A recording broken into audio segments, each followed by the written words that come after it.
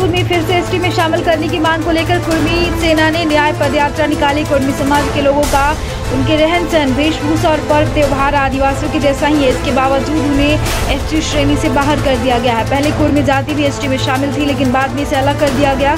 अब समाज के लोग पुनः एसटी में शामिल करने की मांग कर रहे हैं। उनका कहना है कि राजनीति की वजह से उनका मामला लटका दिया जाता है। 2004 में तत्कालीन मुख्यमंत्री अर्जुन मुंडा ने कुर्मी जाति को आदिवासी की सूची में शामिल करने की मांग को लेकर केंद्र सरकार के पास प्रस्ताव भेजा था, लेकिन उस वक्त केंद्र में यूपीए की सरकार थी और सरकार से सहमति नहीं मिली। अब 2024 में लोकसभा चुनाव से पहले मामला फिर से गरमाने लगा है।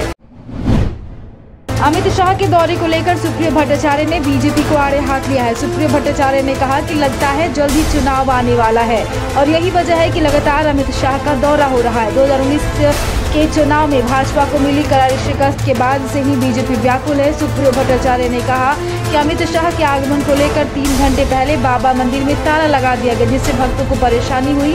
साथ ही कहा कि धनबाद जेएमएम के कार्यक्रम में जितनी भीड़ थी उसकी 1/4 भीड़ भी अमित शाह के कार्यक्रम में नहीं था, जबकि बंगाल, उड़ीसा से भी लोग कार्यक्रम में लाए गए थे। जेएमएम के केंद्रीय महासचिव सुप्रियो भट्टाचार्य ने कहा कि देश का सबसे ज्यादा पैसा शेयर मार्केट में डूबा है। अमेरिकी की रिसर्च कंपनी हिडेनबर्ग की रिपोर्ट के मामले का खुलासा किया है। अडानी समूह का तेजी से विकास 2014 से शुरू हुआ। रिसर्च कंपनी ने इसकी जांच शुरू की और इस पे ईडी और आईटी खामोश है। कुछ खामोशी बीजेपी को अच्छी लगती है। भारत सरकार भी खामोश है, एक एफआईआर तक नहीं हुआ। सुप्रियो भट्टाचार्य ने अडानी प्रकरण मामले पे सुप्रीम कोर्ट से जांच करवाने की मांग की और कहा कि अडानी प्रकरण को लेकर जेएमएम आंदोलन करेगी।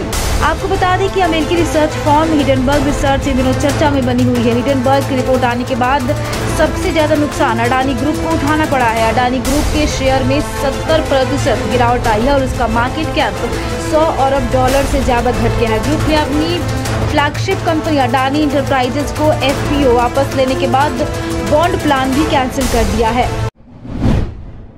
सांसद संजय सेठ ने प्रेस के माध्यम से लोगों को बजट के प्रावधान और केंद्र सरकार की कल्याणकारी योजनाओं के बारे में विस्तार से बताया। उन्होंने कहा कि आम बजट 2023 मुख्य रूप से किसान, ग्रामीण विकास, महिला विकास और शक्तिकरण के लिए समर्पित है। इसके साथ ही युवा वर्ग, मध्यम वर्ग, एमएसएमई और स्वास्थ्य शिक्षा पर भी काफी जोर दिया गया है। संजय सेठ ने जनजातीय समाज के विकास के लिए महत्वाकांक्षी योजना बनाने और उसे अमली जामा पहनाने के लिए प्रधानमंत्री नरेंद्र मोदी के प्रति आभार जताया। उन्होंने कहा कि 3,50,000 आदिवासी बच्चे की बेहतर शिक्षा के लिए 740 एकलव्य मॉडल विद्यालय की स्थापना और साथ ही 38,800 शिक्षकों और कर्मचारियों की नियुक्ति का रास्ता साफ हुआ है। इससे न सिर्फ जनजातीय समाज के लोगों में बड़ा बदलाव आएगा, बल्कि रोजगार के अवसर भी सृजित होंगे।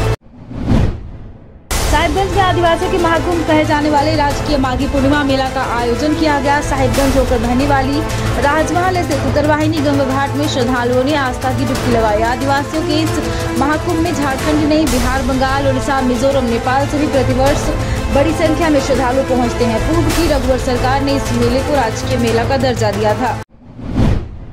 धनबाद में भाजपा महानगर के द्वारा बजट पे चर्चा कार्यक्रम का आयोजन किया गया, जिसमें गोड्डा से भाजपा विधायक अमित मंडल ने धनबाद व्यवसायियों और भाजपाइयों से बजट के तमाम चीजों को शेयर किया। उसमें झारखंड धनबाद के साथ साथ देश हित में क्या कुछ कार्य अगले वित्तीय वर्ष में होने वाले हैं, उससे रूबरू करवाया गया। कार्यक्रम में शिरकत कर रहे जिले के व्यवसायियों और उद्योगपतियों ने कहा कि बजट पे व्यापक चर्चा के बाद कुछ चीजें अभी भी अधूरी है। इसमें धनबाद के लिए एयरपोर्ट और देश के अलग अलग शहरों के लिए ट्रेनों की सुविधा शामिल है। इस बजट में ध्यान नहीं दिया गया। साथ ही कुछ अच्छी चीजें हैं, जिस सरकार ने किसानों को प्रोत्साहन के लिए इंफ्रास्ट्रक्चर की डेवलपमेंट करने के लिए कई प्रावधानों को रखा है, जो कदम स्वागत योग्य है।